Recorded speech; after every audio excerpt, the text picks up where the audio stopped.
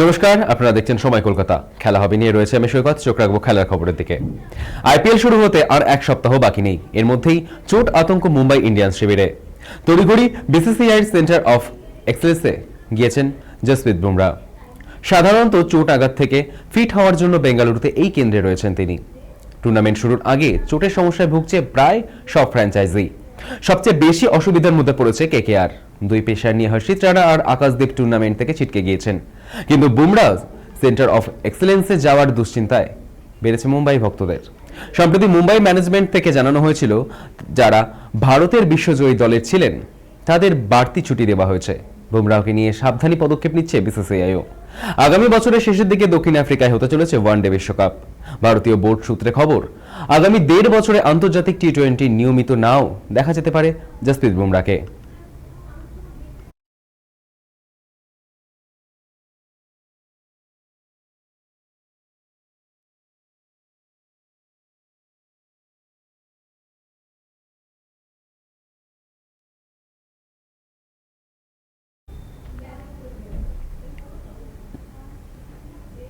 নিরাপত্তার কারণ দেখিয়ে ভারতের মাটিতে টি-20 বিশ্বকাপ খেলতে চায়নি বাংলাদেশ। শেষ পর্যন্ত প্রতিযোগিতা বয়কট করে তারা। সমস্যা পড়েছে পাকিস্তান সুপার লিগও। যুদ্ধের প্রভাব পড়েছে লিগে। বিদেশি ক্রিকেটারদের হুমকি দিয়েছে একটি জঙ্গি সংগঠন। এই পরিস্থিতিতে সিদ্ধান্ত জানালো বাংলাদেশ বোর্ড। ২৬শে মার্চ থেকে শুরু হচ্ছে পিএসএল, যেখানে ক্রিকেটারদের খেলার অনুমতি দিয়েছে বাংলাদেশ।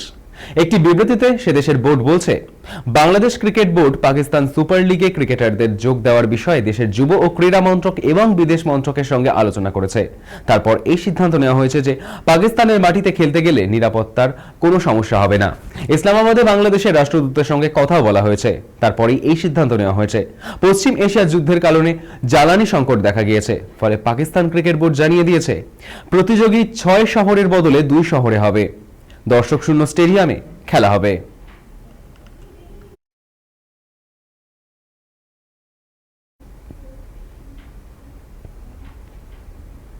গত বছর Virat Kohli Royal Challengers Bangalore IPL champion হওয়ার পর থেকেই বিপাকে চিন্নাস্বামী স্টেডিয়ামে।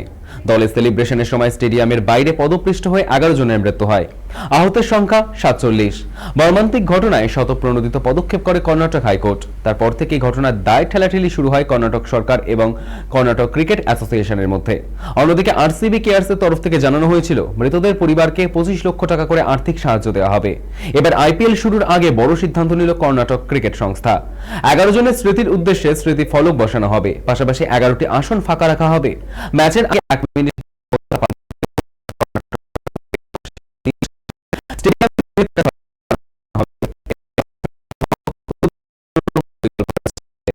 তাদের স্মৃতিতে স্টেডিয়ামের ভেতর ১১টি আসন ফাঁকা রাখা হবে। আইপিএল হোক বা আন্তর্জাতিক ম্যাচ, কোনো ম্যাচেই ওই আসনগুলোর টিকিট বিক্রি করা হবে না।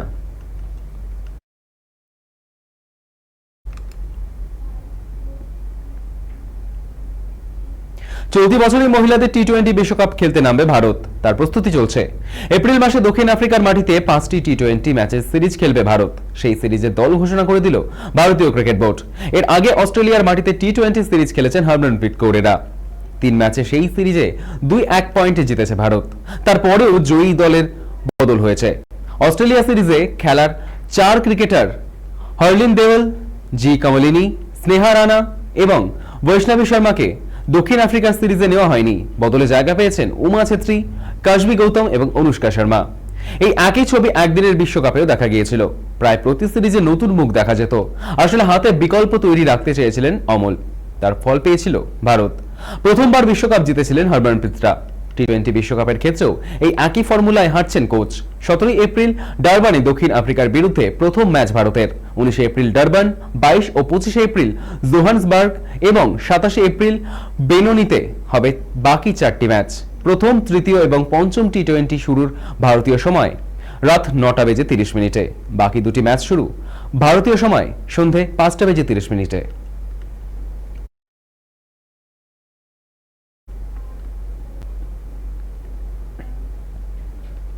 আইপিএল শুরুর আগে বেশ চাপের মধ্যেই রয়েছেন হার্দিক পান্ডিয়া। ক্রিকেট মহলের একটা বড় অংশই মনে করছে, মুম্বাই ইন্ডিয়ান্সের পরিস্থিতি বড়ই অদ্ভুত। ২-৩ সপ্তাহ আগে সূর্যকুমার যাদব ভারতকে বিশ্বকাপ জিতিয়েছে অধিনায়ক হিসেবে। ২ বছর আগে একই কাজ করেছেন রোহিত শর্মা। কিন্তু আইপিএলে তাদের দুজনকে খেলতে হবে হার্দিকের অধীনে। এই 2 বছরে আইপিএল এর অধিনায়কত্ব করে যিনি বিশেষ কিছুই করতে পারেননি। আসন্ন আইপিএল এ সফল না হলেও হার্দিকের ওপর কোপ পড়তে পারে বলেই মনে করছে ক্রিকেট মহল। টি-20 বিশ্বকাপ জিতেই নিজেকে বিলাসবহুল উপহার দিয়েছিলেন হার্দিক পান্ডিয়া। তার গ্যারেজে এসেছে ঝকঝকে এক সুপারকার ফেরার 12 সিলিন্ডারে। পাশের সিটে প্রেমিকা মাহিকা শর্মাকে বসিয়ে সেই গাড়ি চালাতেও দেখা গিয়েছে তারকা অলরাউন্ডারকে। এবার তিনি জানালেন ফেরারিতে বসে তিনি হনুমান চালিসা শোনেন। সেই বক্তব্যের ভিডিও ভাইরাল হয়েছে নেট দুনিয়ায়।